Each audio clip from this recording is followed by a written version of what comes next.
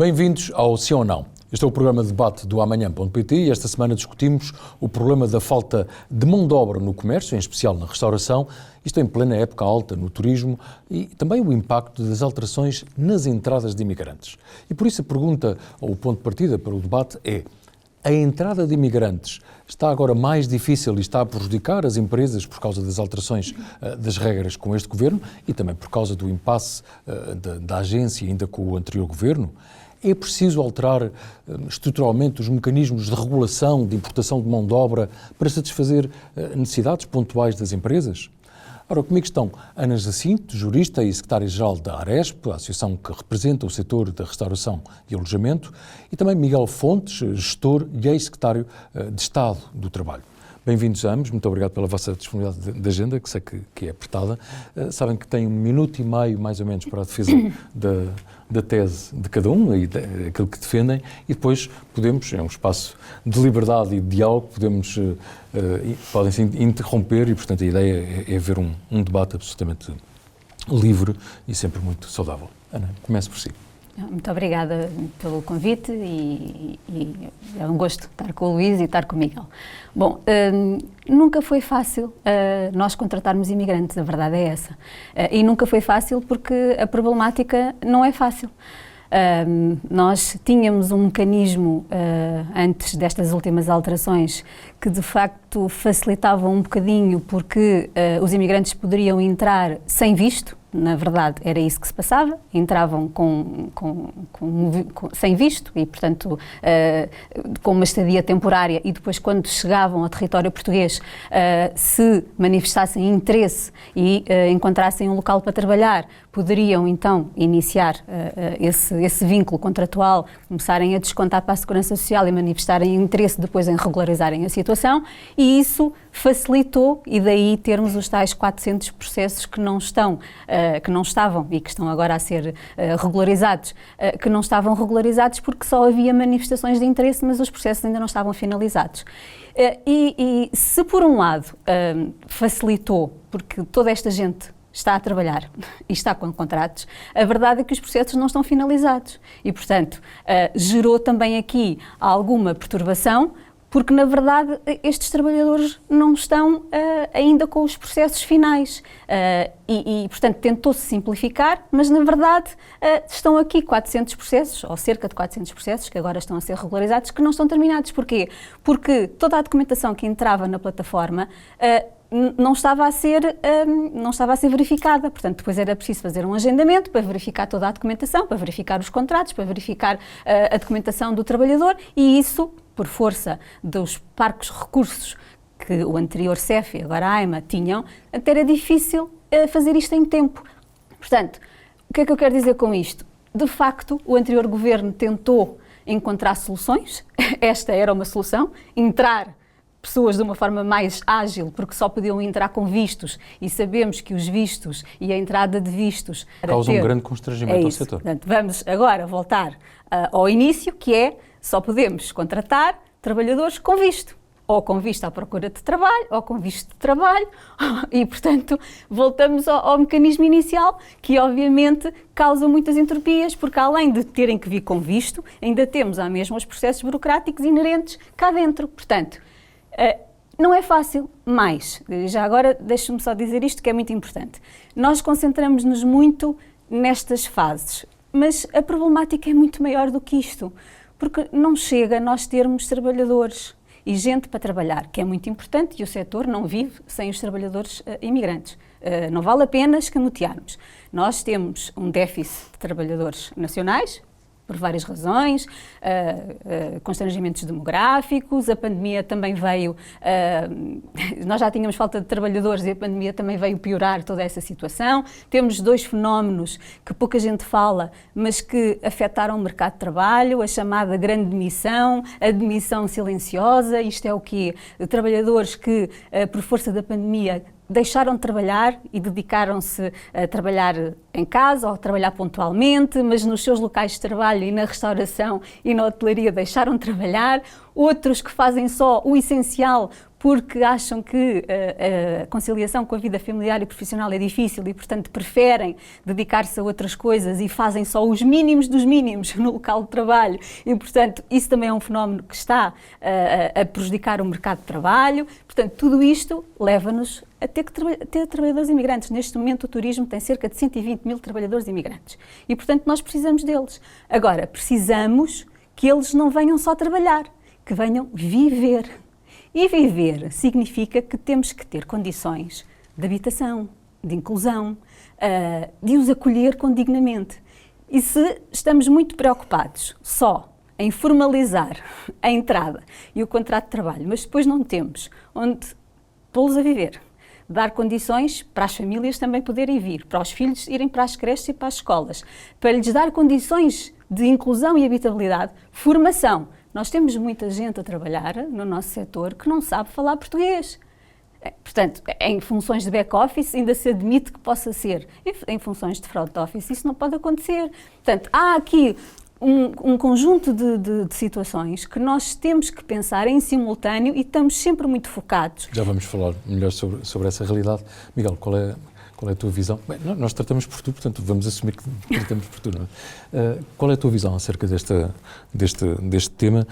Alguma coisa deveria ser obrigatoriamente mudada só por causa destas questões agora conjunturais? Bom, também começo por agradecer o convite. É um prazer poder partilhar esta discussão e este debate convosco e, portanto, faço com particular satisfação. Esta é daquelas questões que estraga o formato do programa, de sim ou de não, porque é muito difícil, digamos, ficar alguém posicionado num sim ou não, porque é o sim ou não o quê. E, portanto, eu acho que nós temos de ter alguma clareza de princípios para enquadrar as questões quando elas são, sobretudo, complexas. E aqui a clareza de princípios, eu falaria essencialmente em 4 princípios. Desde logo, é um princípio do humanismo. Nós temos que perceber que o mundo onde hoje vivemos é um mundo muito injusto, muito desigual, os movimentos migratórios sempre existiram e que, naturalmente, existem pessoas que procuram mexer-se de um ponto A para um ponto B em busca de melhorias das suas condições de vida. E mal seria, e esse era o primeiro ponto que eu gostava de chamar sempre esta discussão, que um país como Portugal, com uma história tão forte ele próprio de imigração, não percebesse, digamos, essa realidade quando se trata agora de acolher aqueles que nos procuram. E é muito importante termos isto presente. Pode parecer algo de óbvio, mas infelizmente aquilo que eu vejo é que muitas vezes esta dimensão começa a ser esquecida. Também nós já fomos por esse mundo fora à procura de situações que fossem mais propícias às oportunidades que procurávamos. O segundo princípio é que, e sublinhando o que a Ana Jacinto disse, é que manifestamente temos de ser muito realistas.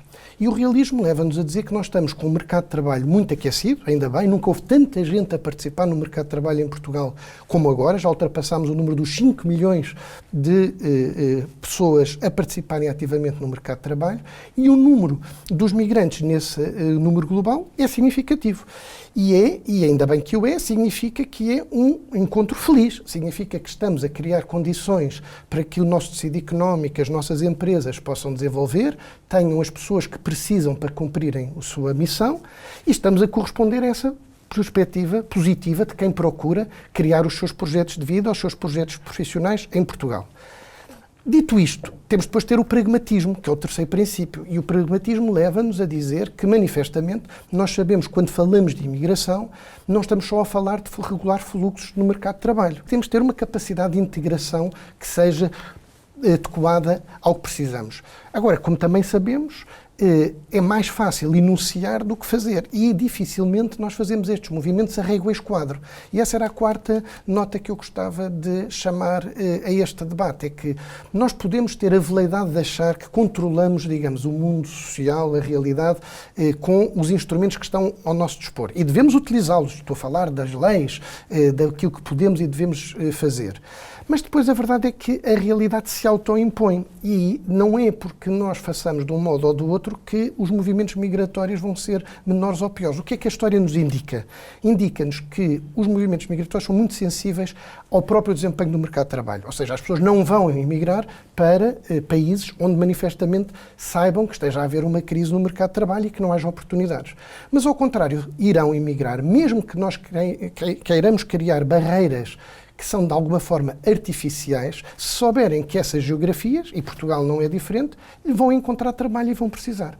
Então, com isto, a minha nota nesta primeira intervenção é dizer o seguinte: nós temos que ter uma grande sensibilidade ao tema, porque não faz sentido anularmos esta manifestação de interesse, que era aquilo que permitia às pessoas virem, integrá-las de imediato no sistema. Integrá-las no sistema significa que nós sabemos onde é que elas estão, onde é que estão a trabalhar, porque estão a fazer descontos para a Segurança Social, porque estão a pagar impostos, para além de estarem a ser contribuintes líquidos dos nossos sistemas, desde a Segurança Social até à nossa receita fiscal. Isso é bom, mas por uma razão, é que se nós dificultarmos esse processo e dissermos que só com contrato de trabalho é que agora é possível proceder, digamos, a esse processo migratório, o que vai acontecer, as pessoas virão na mesma, estarão em situação de muito maior fragilidade, os empregadores precisam na mesma, são quase, digamos, impelidos a uma cultura de informalidade, para dizer o mínimo. E, portanto, nós temos de ter cuidado quando mexemos nesta situação. Dito isto, eu tenho que dizer que percebo que este plano que o novo governo apresentou procura ir responder a um problema real. E o problema real é o das pendências, dos 400 mil processos, é evitar aquilo que nesta gíria se chama um certo efeito de chamada, por via desta situação de poder a pessoa vir e só depois já cá está a regularizar-se, mas desde que isto seja entendido quase como uma moratória. O que é que eu quero dizer com isto? A minha compreensão vai ao ponto de ser assim: temos aqui um problema, tem muitas razões, não vamos agora estar aqui a dissecá-las todas, teve a ver, obviamente, com não só os atrasos que vêm da pandemia, a mudança do modelo orgânico e institucional que se procedeu nesta área, enfim, a somar a outras, e temos que regularizar esta situação. Muito bem, e portanto há aqui um tempo de dizer assim: se nós não pararmos, nunca mais conseguimos pôr a casa em ordem. Mas temos de ter a noção de que esta era uma boa figura, a figura da manifestação de interesse, e não deitar fora, como se costuma dizer, o menino com a água do banho. Porque aí eu não tenho dúvida nenhuma, enquanto houver emprego em Portugal, houver necessidade de pessoas, e estas pessoas que nos procuram estejam desesperadas por procurar melhorar as suas vidas, não é a legislação ser mais ou menos restritiva que o vai fazer diminuir esse fluxo laboral. A única coisa que a legislação vai fazer, nesse caso, se for mal feita, tecnicamente mal feita, é estimular o espaço para que os empregadores com menos escrúpulos e as máfias organizadas do tráfico de pessoas possam navegar nessa cultura de informalidade. Muito bem. Ana, pegando, obviamente, na intervenção inicial, eu agora sou empresário, vamos supor, do setor da restauração. Está a chegar agosto, já estamos em julho, portanto já estou aqui num sufoco enorme, precisamente com a falta de mão de obra. O que é que era necessário que fosse feito para resolver o problema rapidamente? Como é que se poderia resolver em poucas semanas? Já vai tarde. Se soubéssemos como é que pode ser resolvido rapidamente, já se teria feito. Mas o que é que seria exigível Não é fácil. ao O que nós temos feito e proposto, e temos trabalhado sempre muito nestas matérias, quer com o anterior governo, e já estamos a trabalhar com este governo, e mesmo no âmbito deste novo plano, já dissemos ao governo que é preciso também envolver as associações, porque nós precisamos de, desde logo, identificar as necessidades do setor atempadamente, não é? Porque não é agora que se vai preparar a época alta, não é? Nós temos neste momento várias empresas que não estão a trabalhar ou aos almoços ou aos jantares porque não têm brigadas suficientes. Há negócios que estão parados porque não têm trabalhadores. E nós não devemos esquecer que, infelizmente, apesar de nós dizermos que, obviamente, o objetivo e o desiderato do país é não ver assimetrias no território, nós temos assimetrias no território e nós temos mais problemas em algumas zonas do território do que temos noutras, porque, infelizmente, ainda temos mais concentração de população. Continuamos a ter mais concentração no litoral, não é? Claro. E nas zonas urbanas. Portanto, há territórios com muita dificuldade em ter trabalhadores e ter mão de obra. Nós temos, chega-nos à Aresp todos os dias, relatos de empresários desesperados que não conseguem, de facto, encontrar trabalhadores. E, portanto, não é agora que nós vamos resolver, mas temos que resolver atempadamente. A Aresp tem que ser envolvida, nós temos que fazer o levantamento das necessidades do setor, saber de onde é que vamos buscar os trabalhadores, formá-los, eles têm que vir já preparados e formados, porque eu volto a repetir, esta questão é muito importante, porque senão nós não estamos a dar um produto de excelência. Nós não estamos a deteriorar o produto turístico, que é uma coisa que nós não podemos fazer. Nós não podemos ter restaurantes em que o front office só fala inglês, como hoje já acontece. Não pode ser, não é? Portanto, temos que preparar estas pessoas e temos que lhes dar formação. Pegando só nessa nota, mas ao mesmo tempo também nesses territórios que normalmente chamamos de baixa densidade, que coincidem com o interior, é verdade que do ponto de vista de encontrar as pessoas é mais difícil, mas por outro lado tem todo um conjunto de infraestruturas, vou-lhe chamar assim, de acolhimento, muito mais facilitadas. O problema da habitação não tem a acuidade que tem nos grandes centros urbanos, o problema, digamos, de as pessoas sentirem que há uma lógica de ocupação de um espaço, até em muitos desses territórios é valorizada, porque eles estão desertos, porque eles estão, digamos, a precisar de quem os revitalize e, portanto, há também uma outra perspectiva associada a esses territórios. Agora, eu sobre esta questão, não é por acaso que nós falamos de mercado de trabalho. Se falamos de mercado, é um mercado. E um mercado, no mercado de trabalho, o que significa é que o talento, as pessoas, são disputadas. E o setor, nomeadamente da restauração, sofreu muito com a pandemia, como sabemos, e o setor do turismo, de um modo geral, também, e teve dificuldades após a pandemia em encontrar os profissionais. E isso eu acho que nunca podemos ignorar uma outra questão. Nós temos que ter a noção de que ou melhoramos as condições de trabalho, valorizamos social e economicamente o trabalho, do modo geral, mas também nestes setores em particular, ou esse problema persistirá. E a Ana não se zangará comigo que eu diga que o setor do turismo, por exemplo, que não para de crescer, tirando os anos de interregno da pandemia, mas já vinha a crescer a um ritmo muito expressivo na última década e rapidamente agora retomou esses ritmos de crescimento, isso tem-se traduzir de uma forma clara numa partilha diferente dessa riqueza que está a ser gerada também com os trabalhadores. E desse ponto de vista não é preciso ser sindicalista, que não sou, poderia ser, mas não sou, para defender uma agenda que converge, uma agenda de justiça social, uma agenda de melhoria das condições de trabalho, é uma agenda de competitividade. Não há empresa que consiga ser competitiva, não há setor que consiga ser competitivo neste domínio, se não perceber que tem que valorizar os seus trabalhadores, desde logo na remuneração, na penosidade, diminuindo essa penosidade, organizando novas formas dos tempos de trabalho. O setor da restauração é muito penalizado por naturalizar há muitos anos determinados horários de trabalho, de que as pessoas se afastam, o trabalho por turnos. Há um conjunto de razões que afastam, nomeadamente deste setor, os trabalhadores. E o setor tem que fazer essa reflexão de uma forma consequente, e só para animar, para que nós estamos muito próximos aqui das posições e gerar aqui alguma fricção. Eu já por exemplo, estou a ficar inquieta. Eu já percebi. Eu acho que é muito importante olharmos, por exemplo, para temas como as novas organizações de tempo de trabalho com a semana dos 4 dias. Eu não me esqueço que, eu termino já, Ana, que foi um grande empresário hoteleiro português que deu uma entrevista que, sem ninguém sequer lhe tivesse perguntado, se insurgiu como se isto fosse um capricho. Mas que ideia agora este governo? Então, aquele que eu tive o gosto de integrar como secretário de Estado de Trabalho, de se envolver neste projeto da semana de 4 dias. Eu admito que haja muita desinformação sobre o tema, mas a semana de 4 dias não significa que é para as empresas que podem trabalhar durante 4 dias e encerrar os outros 3. É ao contrário. É precisamente para os setores de atividade que trabalham 7/7 e que têm mais necessidade de trabalho intensivo, é que as novas formas de organização do tempo de trabalho, onde, por exemplo, a semana dos 4 dias pode acontecer, é mais relevante. Eu estou a dizer particularmente na restauração, não é porque tenha qualquer parti-pris, é porque estou frente à Ana Jacinto, que é secretária-geral da Aresp, e por isso esta provocação simpática que lhe Agora deixo. que fui provocada, deixe-me lá só responder. Mas sim, eu tinha outras questões. Mas agora estou muito inquieta, agora tenho que responder aqui duas ou três questões. Mas há condições dos restaurantes, por exemplo, pagarem melhor? Vamos lá ver. 3 ou 4 coisas que o Miguel disse e que são importantes explicar do ponto de vista da associação e que representa o setor, como dizem bem.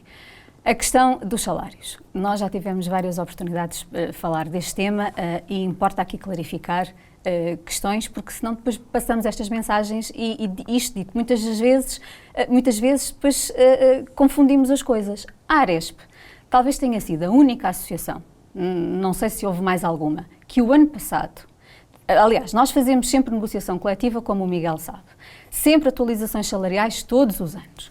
E o ano passado fizemos com todos os esforços, porque quando o Miguel diz que o setor tem sucessivamente crescido, Os dados que o Miguel está a pôr em cima da mesa são os dados dos empreendimentos turísticos e alojamento turístico. Não são os dados da restauração. E nós temos que saber destrinçar as coisas.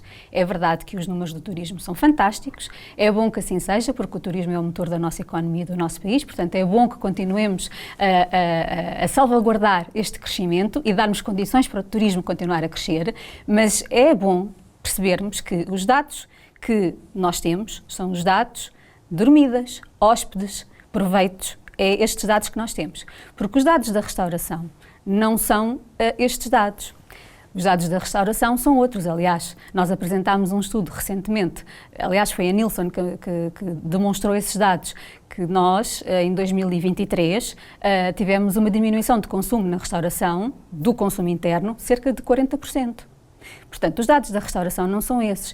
É verdade que a restauração tem tipologias diferentes. Temos uma restauração mais virada para o turismo internacional, que não sofreu tanto, mas temos uma restauração virada para o consumo interno, que sofreu alguma coisa, porque o poder de compra do consumidor interno diminuiu. E, portanto, não é igual. E posso-lhe dizer que, desde a pandemia, a restauração ainda não conseguiu reanimar. Ao contrário do alojamento turístico, até porque o alojamento turístico fez subida de preço considerável, não foi tão atingido pela inflação porque conseguiu acompanhar a inflação. No caso da restauração não conseguimos fazer isso, porque se subíssemos, houve alguma subida de preços, evidentemente, mas não toda e não ao mesmo ritmo, porque se o fizéssemos perdíamos o consumidor. E, portanto, são realidades diferentes. E com o aumento da energia, da inflação, das taxas de juro, dos empréstimos Covid, que agora estamos inclusivamente a negociar com o Governo moratórias, porque estamos a ter muitas empresas com dificuldades em pagar, porque o que nós fizemos foi empurrar com a barriga, não foi dar crédito às empresas, como o Miguel sabe que acompanhou tudo isto. Portanto, isto significa que não podemos generalizar certo. Dizer que o setor está extraordinário. Mas nós, quando falamos também da restauração, os dados que temos são das sociedades financeiras, como o Miguel sabe. E 70% do setor são empresários em nome individual, cujos dados não se conhecem. Mas a Aresp tem, neste momento, 16 delegações no país. E nós vamos monitorizando tudo o que se vai passando no país, que não é aquilo que os dados oficiais nos dizem. Porque os dados oficiais dão-nos, por exemplo, o número de encerramentos do setor. O número de encerramentos é o número oficial, são as insolvências oficiais. Mas este setor fecha a porta e ninguém sabe. São os encerramentos silenciosos que estão a acontecer imensos. Portanto, não é assim. Ana, mas isto é só. Eu não gosto nada de ser injusto. Eu não me interprete mal. Eu estava, aliás, a usar como exemplo o que eu digo e acho que aí concordamos nós temos que valorizar mais quem trabalha. Sim, já lá do vou. Modo geral. Isto é só para dizer que estas dificuldades todas, e apesar destas dificuldades todas, a Aresp negociou ano passado aumentos salariais, não foi na ordem do salário mínimo, foi 8% em todos os seus contratos. Restauração, alojamento e cantinas. E fizemos este aumento conscientes de que é preciso valorizar os salários. E eu felicito e acho que é o caminho certo. Foi a única associação que teve coragem de o fazer. E nós precisamos destes trabalhadores todos e precisamos de os valorizar, dignificar e ter a tal consciência de que estas empresas precisam de qualificação. Agora, outra questão que é preciso ter atenção é que para isto tudo acontecer, não basta estalarmos os dedos. Isso mesmo. Não é? É preciso haver condições para que isto tudo aconteça. Este ano já dissemos que estamos disponíveis para continuar o esforço, mas nós não podemos continuar este esforço sucessivamente e o Estado não fazer nada, porque os encargos, como o Miguel sabe que tivemos várias oportunidades de falar nisto, os encargos que recaem sobre o rendimento do trabalho são altíssimos e nós fazemos este esforço, mas depois no final do dia o trabalhador o que recebe é pouco, porque entre IRC e TSU a carga fiscal é enorme e temos que dar aqui um sinal rápido, porque senão... mas eu estou plenamente de acordo. Só duas notas telegráficas, Luís, porque eu odeio ser injusto e não queria de maneira nenhuma que a Ana ficasse, foi para animar a nossa conversa, mas não quero de maneira nenhuma ser injusto. E eu o que disse, estava a usar como exemplo, porque era deste setor, estávamos a falar e estava a dizer, e volto a dizê-lo, que é um tema que eu acho que é genérico e que diz respeito a todos os setores de atividade. Nós temos que valorizar mais o trabalho e não basta termos conversas entre nós, em conferências, em dizermos que as pessoas estão no centro das organizações, falar hoje de responsabilidade social corporativa, olhar muitas vezes para causas que estão fora e ignorar aquela que está dentro. E aquela que está dentro é Portugal tem um problema histórico de baixos salários, tem sido difícil crescer ao ritmo que todos gostávamos, sabemos-lo porquê, tivemos muitos anos inseridos numa economia de produção de bens e serviços, onde o fator preço era aquilo em que apostámos para nos diferenciarmos. Hoje, felizmente, em todos os setores de atividade já percebemos que esse é um caminho condenado ao insucesso. Claro. E, portanto, não se pode olhar para o custo do trabalho como um qualquer custo outro produtivo e tentá-lo comprimir ao máximo. As boas lideranças, as boas empresas percebem isso e percebem que o peso com o custo com as pessoas tem que crescer, porque evidentemente não é o mesmo custo com um custo energético, um custo de distribuição, um custo de mercadoria. É um custo que é simultaneamente um investimento.